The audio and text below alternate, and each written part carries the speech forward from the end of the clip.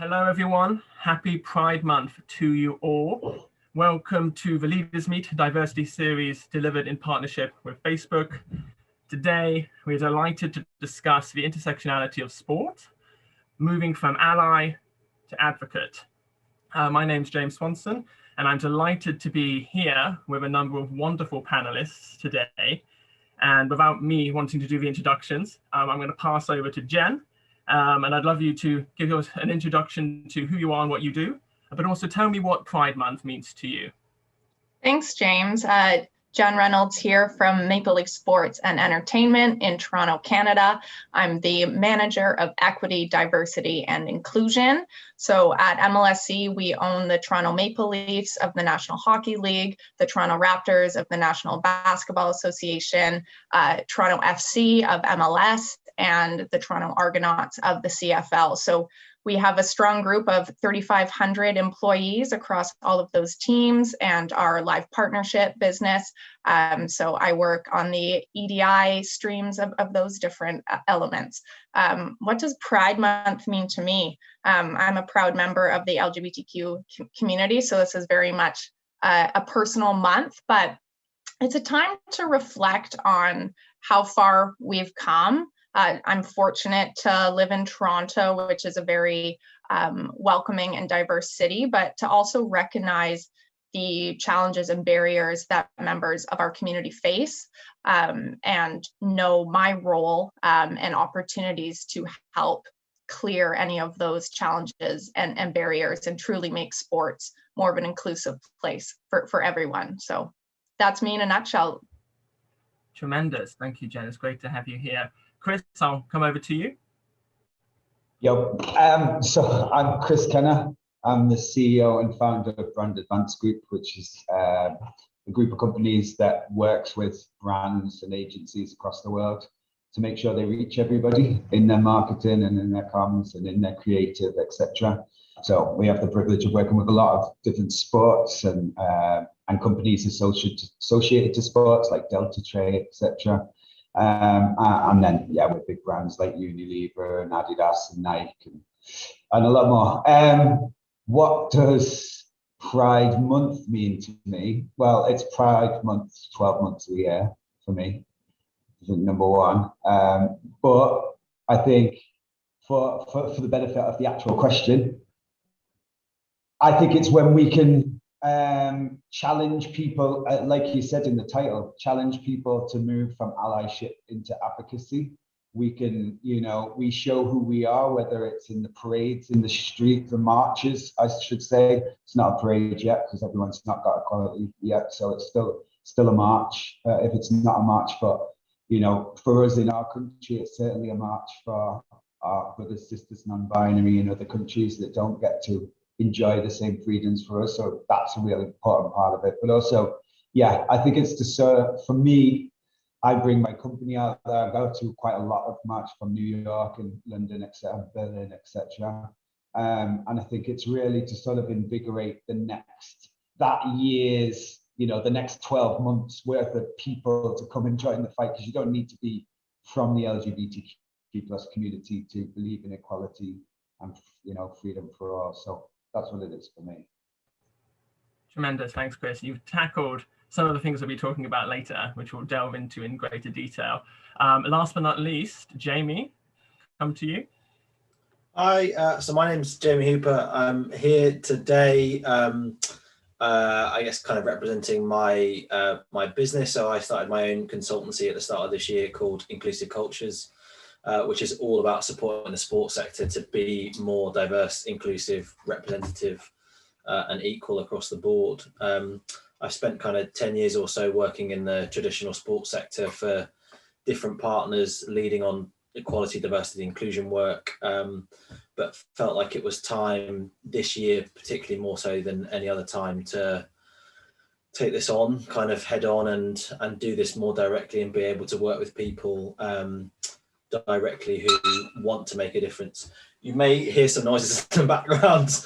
I've got a little puppy who's just woken up and is wandering around, but I'll try and mute when he's about to make some noise. In terms of what pride means, I think how to kind of add to what Jen and Chris have already said, I saw something recently which was all about hope, and I think that was a really interesting way to look at what Pride represents, and particularly this month when it's so visible, in that for a lot of people who may be in a pretty good position in terms of where they are in their sexuality, in their life, in their opportunities, there's a lot of people within that spectrum who have got a long way to go. And I think that for me is the bit that it represents around trying to help those people be able to achieve what others have in that community. Tremendous. Thank you, Jamie.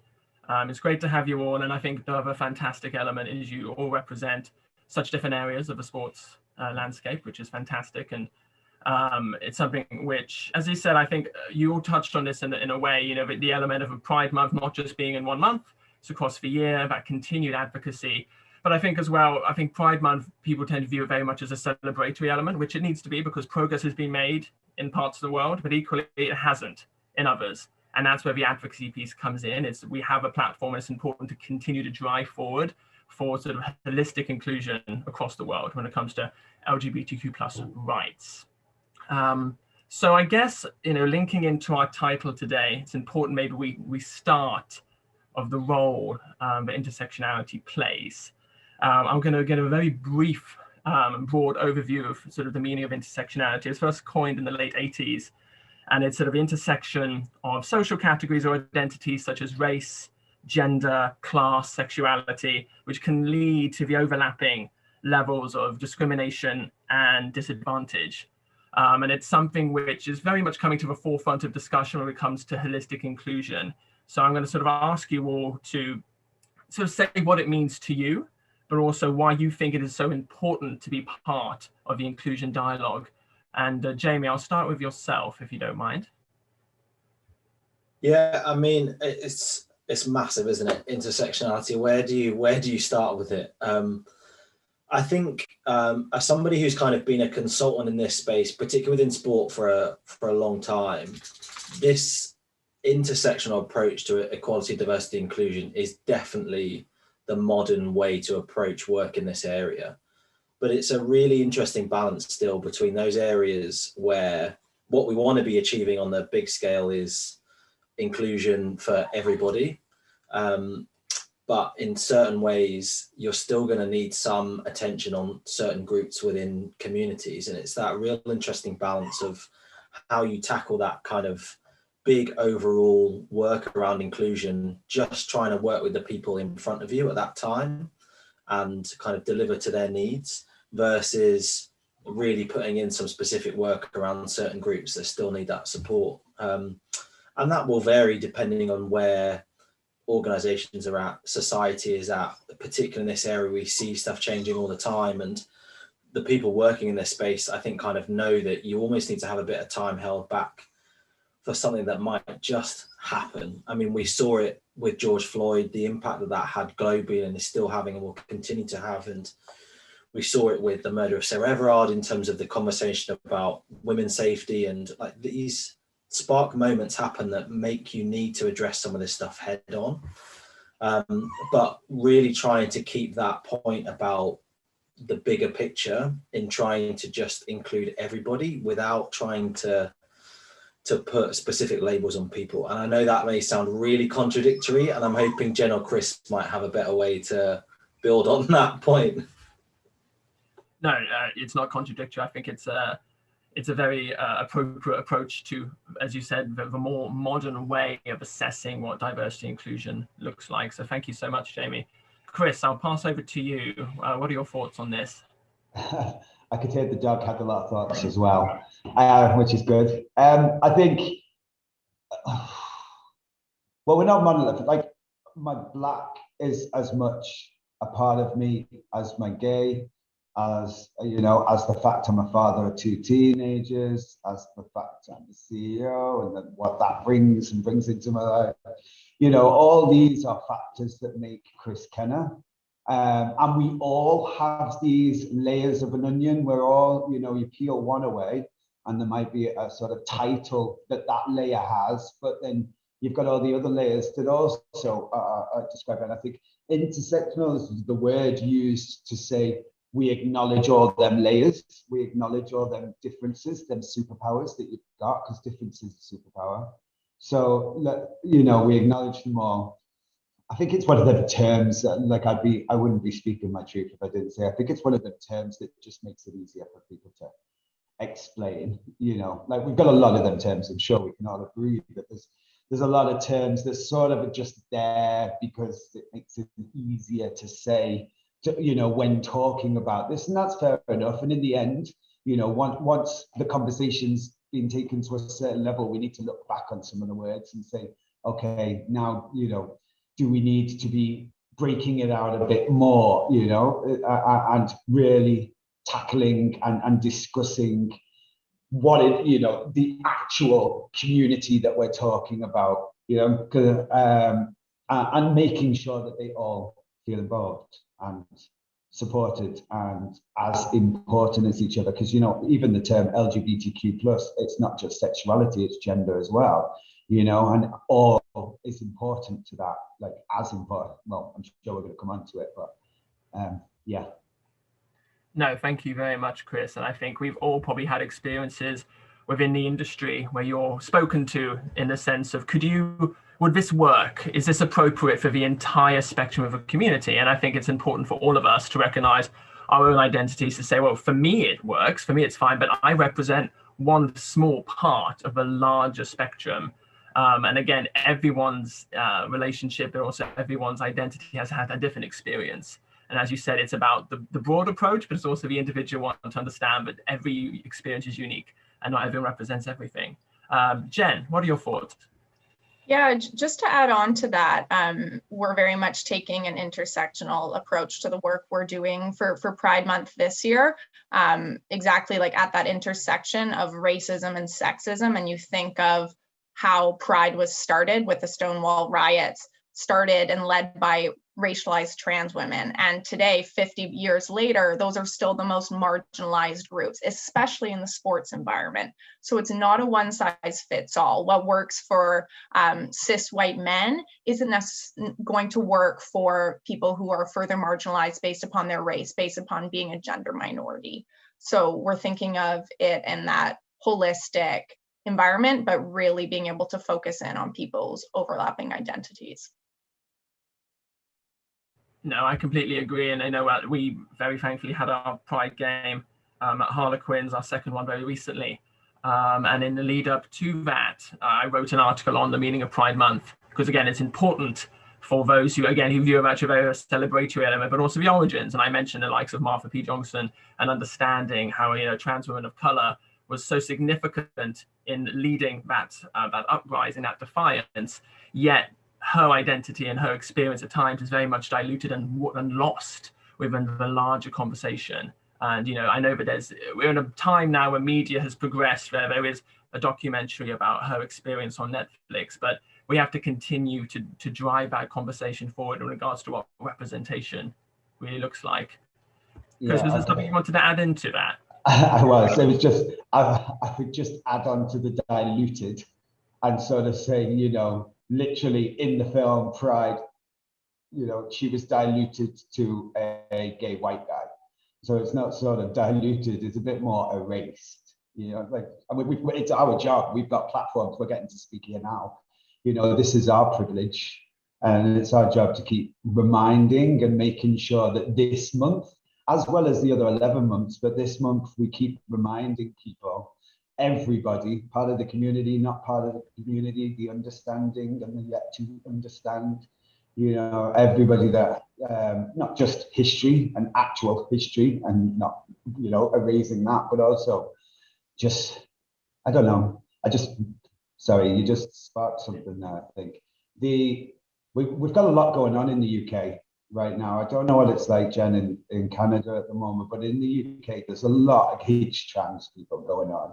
And like, we seem to forget the very reason we enjoy to have our marches or parades or whatever we want to, you know, whatever you call it, how we get to be allies and advocates, and how we get to, you know, walk up and down streets of our cities and really be proud of who we are and what we represent and our, you know, the others around us.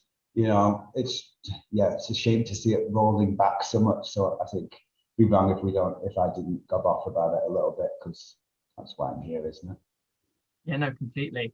Jen, is there anything from a Canada perspective that is particularly challenging at the moment, that is sort of taking up a lot of your time?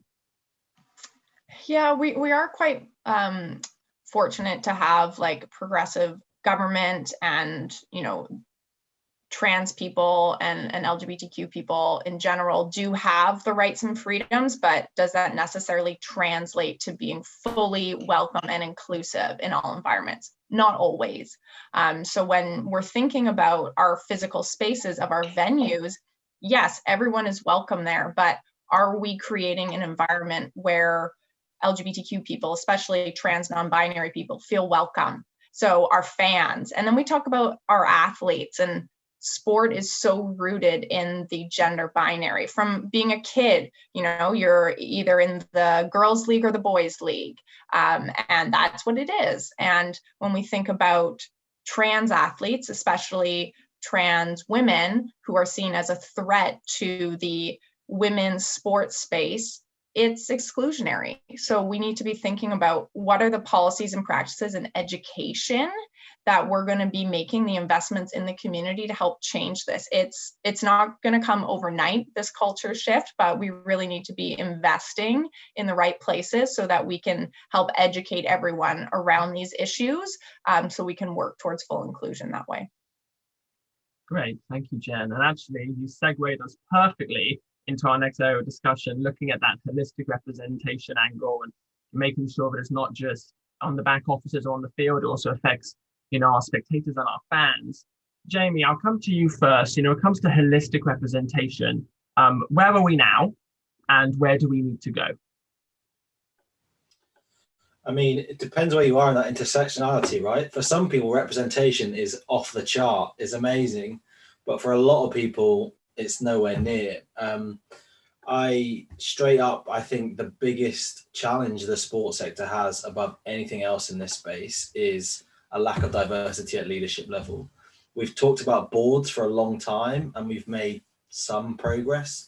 There is a new updated governance code coming from the Home Nation Sport Councils, which I think we're expecting to see some direct movement around areas outside of the gender agenda. There needs to be a kind of wider push around more representation at that level, but we are not talking about leadership level enough. The people who are at the very top of the tree are the kind of what you would expect, I guess, to see the representation of the mainstream sports sector. We are not seeing diversity around the everyday decision-making table, and there is no substitute for that. You can have diversity and inclusion leads, you can have a diverse board, you could even have an advisory group, but there is no substitution for having diverse lived experience around that senior table every single day. No, completely, Jim. And I think when we all discussed this construct about, as you said, from the board level through to task force, if you place seniority so high in the way in which you're recruiting those roles, you may actually have the same people around the table, but maybe hasn't got the insights in one organization. You're bringing them into another, and again, you might actually repeat the same issues. You know, when you place seniority so high, the industry is where it is. And you know, we have to accept what that looks like. But actually, those who are less senior have very valid experiences, and we all know the impact of having the right people in the room, not just when there's an issue, but throughout the process, so that, you know, they can interweave their experience into the sort of holistic strategy. Chris, I'll come to you. How do you want to feed into this? I was going to say that's right, but we have to make sure as well, and I suppose this is where Jamie and Jen, your work comes into it, but we've got to make sure, like, it isn't the place of somebody to educate everybody else. You know, they might just want to go and do their job, whatever their job might be. You know, like, I get it. And yes, all the voices should be in the room, don't get me wrong, and totally agree with that. We just have to watch that we don't start forcing people to educate the rest of us, because that's the easiest thing to do when they're there. So can you just, you know, wheeling out the black person or lesbian, or, you know, the person with a different ability out to come and speak and to talk about the policies. It needs to be their choice to do that. And then there needs to be that top-down work as well, because I totally agree with Jamie, like, top-down, you know, because we can put too much pressure. Like, I know I'm gobby, and I do this a lot, and I speak a lot and do a lot of interviews every week. We talked about it, James, when we were having our pre-panel discussion, you know, like, I do this a lot.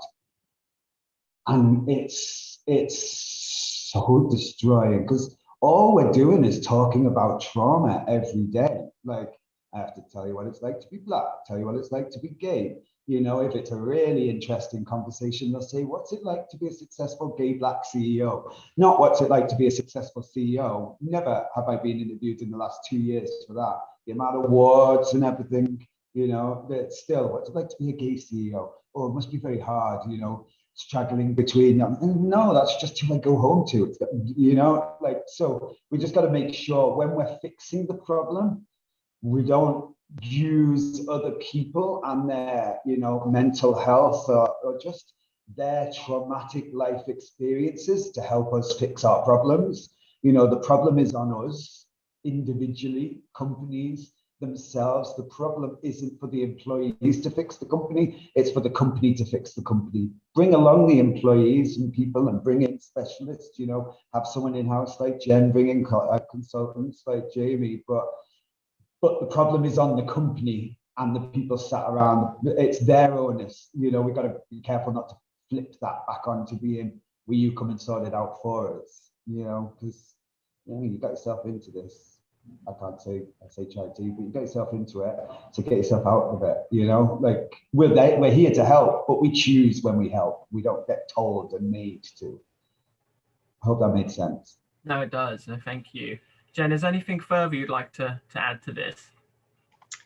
We won't spend too much more time here, but I think it's definitely a balance that we're trying to find, having the opportunities available for people to use their voices and their platform if they choose, but not putting extra weight on these marginalized people who are probably already experiencing pay gaps based on gender, race as well.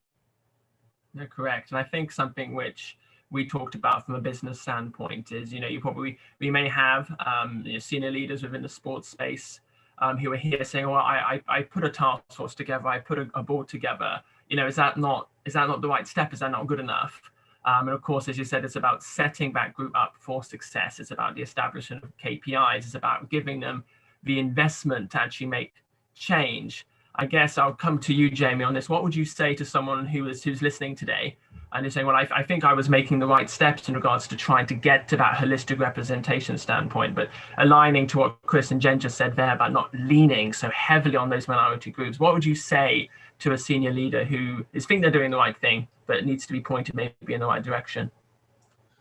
I mean, ideally, you'd go to bed one night and wake up and just have like an intersectional workforce just done, like it's there, like everyone is part of the picture, we're all on this journey together. And I totally agree with what Chris said about following up in terms of what I said about leadership, and that ideally we want to have a big shift monumentally, but it just doesn't happen that way. We know it's hard to recruit leaders and board members, and there are timings and articles in place which make that difficult, as well as kind of wider workforce roles. But I think the simple answer is, like, you never stop working on this stuff, right? There's going to be more stuff all the time until an organization is genuinely reflective of the entire population. The work's not done. So I think in terms of trying to make that a bit more normalized and how we can kind of take step by steps to achieving that, some of that stuff we've already mentioned: having a diverse board, getting diversity on leadership level, having employees that lead on some of this work, there's an interesting discussion again, I think, about whether you should have specific kind of D&I leads within an organization, or whether what you do is go back to the very start and look at the genuine cultural fabric of the organization and properly embed this stuff in everybody's work program. So you shouldn't need a single person to take on that responsibility. And I think the rest of it, at the heart of it, is making sure that if you don't have diversity around the table, that you find ways of getting those voices in. So finding community champions, finding advisory board members, lots of different ways that you can outreach to communities that you may be trying to reach, or different kinds of groups of people that you may be wanting to try and make progress with. You have to do it with the authenticity of doing it with those groups. I'll pause there in case anyone else wants to come in. Yeah. I think Chris might want to jump in there.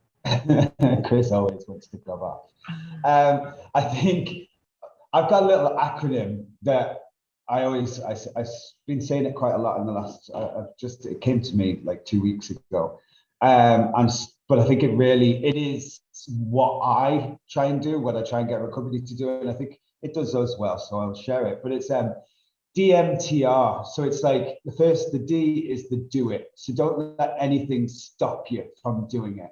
This isn't the aspiration. Like Jamie's just said, this is ground zero. Just been doing it wrong all this time. So, we're not wanting to get to equality. Equality is where we should have started. We did it wrong. So now we're going to fix the problem. So do it. Don't let anything stop anybody from doing it.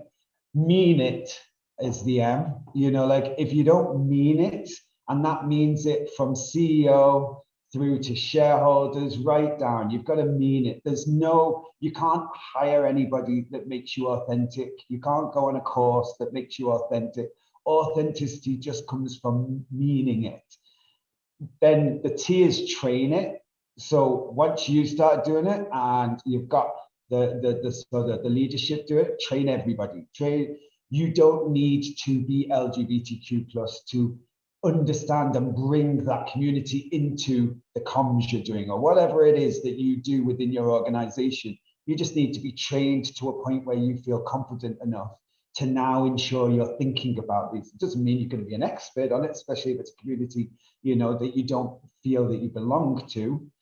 But inclusion is we all belong, and we are one, and one is all. So train it, and then the R is repeat it. Keep repeating it, keep training it, keep doing it, keep meaning it, and just keep going around in that loop. And in the end, we'll get there.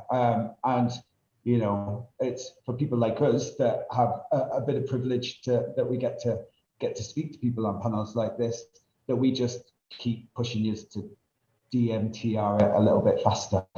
Because like I said, we're not striving for equality. Inclusion isn't something that we're aiming to do in the next 5 years. We are late. I can't wash off my blackness as much as I cannot wash out the people, the sexuality that I am. I can't do, my children, a mixed race son and a white daughter, they have to go through life. My son is going through life, even though he has the privilege of his dad, being a CEO, has to go through life differently to my daughter, even though they have the same bank of dad paying for everything for them. Like literally, their lives are so different, yet they stand side by side every day. It's crazy to see, actually. So yeah, it's our job. It's our privileged positions to keep pushing everyone to DMTR a little bit faster and get it done and get it fixed, and so we can have a panel discussion about something else. I don't know what I'll talk about, but something else. Exactly. Jen, is there anything you'd like to share before we move on to tackling allyship? Yeah, just quickly there, at MLSE, we're branding our ED&I department as a center of expertise. So we want inclusion, diversity, equity to be a thread in every single business decision that's made. So as a department, we are 5 people, but we're looking to empower our entire organization to make those decisions, because it's not sustainable in the long run to have one department running everything. So we're really looking to empower other people to work towards educating themselves and making those equitable business practices. No, I think that's really valuable. You shared what's happening in MLSE, because I think generally as well, we look at EDI and maybe those departments where they sit in the business often sometimes can limit their impact. But clearly what you've recognized at MLSE is that if you interweave it into the fabric of the organization, you're going to make positive progress and positive business decisions, which, as we all know, EDI, the space, it needs to be supported by the business. It needs to support business decisions. But ultimately, as I said, we need to demonstrate what that value looks like. And if those conversations are ongoing, again, you look at that holistic representation, it seems like MLSE are going in the right direction. Moving us on to our final topic, allyship in a broader construct. And I think we all talked about this as sort of, where does the dialogue move forward in regards to allyship? And I know, Chris, you have some thoughts on this about moving from, I guess, more passive allyship to more purposeful advocacy. And I guess what I want to ask all of you is sort of what that means. And again, if you're speaking to someone who is listening on the, to this panel, sort of how do they make that transition? I'll start with you, Chris. Oh, couldn't find the unmute then. Gosh, where do I start? Allies for me was stage 1, and we're now in stage 2, which is get it done, get it fixed, get it. We know the problem. We don't need to go on another half-day course to tell us about our unconscious bias. We know it's there. It's now conscious bias if we continue it. So let's train ourselves. Let's train others. So allies was what we first needed when we sort of, I don't even know when, but that was the first stage. We're past that now. Now it's advocates. I don't think any of us need people around us that say, I don't mind you, but I'm not going to do anything to make life better. I just don't mind you. So, you're fine to me. That's an ally for me. An advocate says, I welcome you. I'm going to learn about you. And actually, if I see or hear anything in my business, walking in the street, whatever it might be, that is against what I truly believe, I'm going to say something. I'm going to do something. I'm going to get involved. I'm going to come on them marches, during this month. And I'm going to stand with my brothers, sisters, and non-binary, and I'm going to help make a change. That's an advocate, because allyship is very passive, and it's great, and people like to say that they're allies, but it's a bit too easy, because none of this is easy. None of this has been easy for us to live with. We've all gone through, homophobic stuff or racial stuff, or, whatever it might be. We've been there. We haven't seen it. If it hasn't happened to ourselves, we've certainly seen it happen to others. I sort of challenge anyone to say, I've never seen it in my life, because I just don't believe that, So I think we need a world of advocates now, not allies. Allies a bit too easy, if I'm honest. But that's my opinion. No, not at all. Thank you so much. And I think you use the term challenge in a very appropriate way. I was fortunate to be part of the Leaders Meet series for International Women's Month. And we talked about the appropriate ways to challenge, but equally the appropriate ways to respond to a challenge. If you're in a group setting, you move from that passive piece, as you're saying, Chris, I support this group. But an advocate, if they're hearing something that is wrong, that they appropriately challenge, and they step out of their box and be like, hey, that's not good enough, and then let me explain why. But equally, again, an advocate as well would then respond and go like, okay, thank you so much. I wasn't aware. Please tell me how I can do better next time. Right. So no, I think the term challenge is really key. Jamie, I'll come to you. What would you like to share? I mean, there's nothing more I can add to what Chris has said about moving. I was going to say moving the discussion on, but it's not, is it? We're moving the action on. One thing that really is jumping out at me that I think is really pertinent this month is that there has been, more so than other years, I really think there's been a lot of discussion in the community about brands using pride flags on their logos and kind of around merchandise and things like that. And it's made me, so I'm part of the community as well, and it's made me think about that balance. I've led initiatives like that in organizations I've been a part of, as I'm sure we probably all have. But it's really made me kind of think this time about, because I've never seen so much talk about why brands are doing it and kind of what is it really representing? Are people taking advantage for Pride Month? Part of me is kind of like, well, do you want the visibility or not? Surely it's a good thing to be seeing stuff out there on balance. But then I totally agree that we should be seeing header changes on Twitter is associated with an action plan, with firm commitments to making a difference, with donations from merchandise going to charity, like things behind it is not just about flipping the logo, which is, I guess, kind of linked to this allyship discussion. I just thought it was relevant because it seems to be such a big thing kind of within the community at the moment. Tremendous. Thank you, Jamie. To you, Jen, how would you help someone transition from that passive allyship to that sort of more purposeful advocacy role? Yeah, from an organization like perspective, it's really key to be like an active ally. So like putting action behind what your intent is. And to echo Chris's point at the start, like Pride is 365 days a year. Us being queer doesn't stop on July 1st. So I challenge organizations, what are you doing for the rest of the year? It's great that you've changed your logos. You have different activations during this month, but let's look for representation throughout the year. What are your policies and practices in your venues for your employees? What are you doing to make sure that your organization is inclusive to all members of the LGBTQ community? So very much a Pride 365 model that I'm personally pushing towards, and hope that other organizations can follow suit.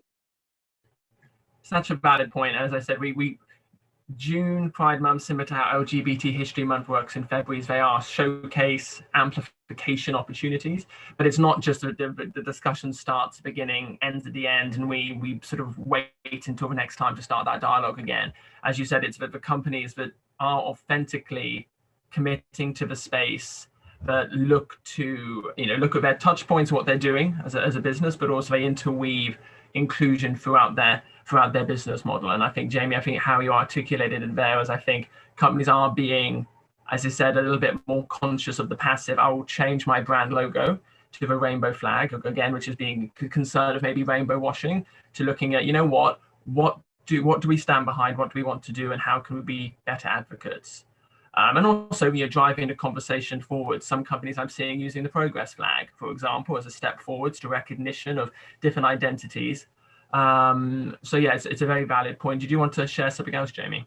Yeah, I was just going to say that that's so relevant to this intersectional discussion, in that every day in the calendar is National Day of something, International Day of something. We know we have those big markers in the calendar for specific kind of demographic. So this should be a bit about kind of pushing key messages out around those specific audiences. But again, this is a whole intersectional tie into the progress that you're making across the board in this space. So doing this stuff should not be looked at as like oh no, it's Pride Month next month, like what are we doing? Like, it should be easy because you're just building it into the fabric of what you do every day. And the other thing I'm definitely going to do is, whenever I'm having a rough day, is just be like, today's Pride, right? And then just living your best gay life. Like, this is, yeah. If we did that across the board, I think, yeah, it would be brilliant. Exactly. You can, when it comes to looking at new things to speak about, if you're continuing the dialogue all the time, you're doing it holistically, then it was not hard to find those discussion points. So we have reached the end of our time. I am going to ask each of you, again, if we have a sports leader sitting on this panel listening on, what would you say? What's your key takeaway? We've covered intersectionality, we've covered representation, we've covered culture, we've covered sort of advocacy and what that looks like. If each of you could say one thing you want to make sure that people take away with this, what would it be? Jen, you're lucky. I'm going to come to you first. It's as simple as your words matter. Like, we can control what comes out of our mouths every day. So whether you're a university student, whether you're a C-suite executive, you can control the gender neutral language you use, putting your pronouns in your LinkedIn or your Twitter. It's small things like that that are going to work to help build a more inclusive culture and really work towards that active allyship. So small steps will lead us to bigger steps forward. Wonderful. Thank you. Chris, over to you. I think I'm just going to re-push my own little made-up DMTR. So, I think we should do it, mean it, train it, and repeat it. And if all companies did that, I think we'd be in a better place. That's a fantastic takeaway. Everyone loves an acronym. Thank you, Chris. Lastly, Jamie. Mine is not a fun acronym, sorry about it. But I think representation is a massive issue for the sector.